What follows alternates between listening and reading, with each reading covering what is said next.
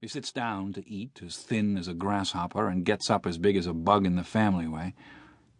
Haya Vesthus, of the same age, a peat digger, who can easily hold a ration loaf in his hand and say, "Guess what I've got in my fist."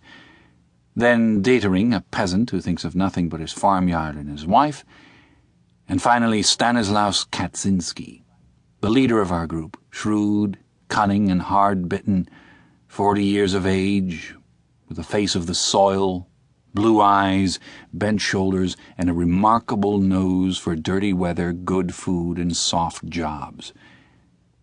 Our gang formed the head of the queue before the cookhouse. We were growing impatient, for the cook paid no attention to us. Finally Kaczynski called to him, "Say, Heinrich, open up the soup kitchen. Anyone can see the beans are done." He shook his head sleepily. "You must all be there first." Chadden grinned. "We are all here." The sergeant cook still took no notice. "That may do for you," he said, "but where are the others?" "They won't be fed by you today. They're either in the dressing station or pushing up daisies." The cook was quite disconcerted as the facts dawned on him. He was staggered. "And I've cooked for 150 men." Krupp poked him in the ribs. "Then for once we'll have enough. Come on, begin." Suddenly a vision came over Tjaden. His sharp, mousy features began to shine, his eyes grew small with cunning, his jaws twitched, and he whispered hoarsely, "Man, then you've got enough bread for 150 men too, huh?" The sergeant cook nodded, absent-minded and bewildered. Tjaden seized him by the tunic. "And sausage?" Ginger nodded again. Tjaden's chaps quivered. "Tobacco too?" "Yes, everything."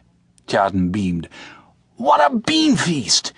That's all for us. Each man gets... Wait a bit. He has practically 2 issues." Then Ginger stirred himself and said, "That won't do." We got excited and began to crowd around. "Why won't that do, you old carrot?" demanded Kaczynski. 80 men can't have what is meant for 150. "We'll soon show you," growled Muller. "Well, I don't care about the stew, but I can only issue rations for 80 men, persisted Ginger. Kaczynski got angry. "You might be generous for once. You haven't drawn food for 80 men, you've drawn it for the second company. Good! Let's have it then. We are the second company." We began to jostle the fellow. No one felt kindly toward him, for it was his fault that the food often came up to us in the line too late and cold. Under shell fire, he wouldn't bring his kitchen up near enough, so that our soup carriers had to go much farther than those of the other companies. Now Bulka, of the first company, is a much better fellow. He is as fat as a hamster in winter, but he trundles his pots, when it comes to that, right up to the very front line. We were in just the right mood, and there would certainly have been a dust-up if our company commander had not appeared. He informed himself of the dispute and only remarked, "Yes, we did have heavy losses yesterday." He glanced into the Dixie. "The beans look good." Ginger nodded. "Cooked with meat and fat."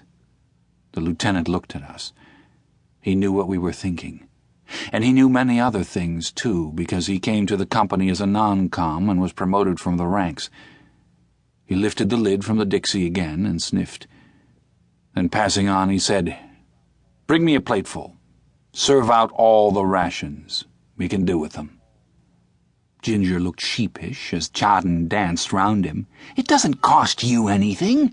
Anyone would think the quartermaster's store belonged to him.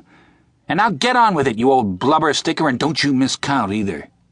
"You be hanged," spat out Ginger. When things get beyond him, he throws up the sponge altogether. He just goes to pieces. And as if to show that all things were equal to him, of his own free will, he issued in addition 1/2 pound of synthetic honey to each man. Today is wonderfully good. The mail has come, and almost every man has a few letters and papers. We stroll over to the meadow behind the billets. Krupp has the round lid of a margarine tub under his arm. On the right side of the meadow, a large common latrine has been built, a roofed and durable construction. But that is for recruits, who as yet have not learned how to make the most of whatever comes their way. We want something better. Scattered about everywhere, there are separate, individual boxes for the same purpose. There's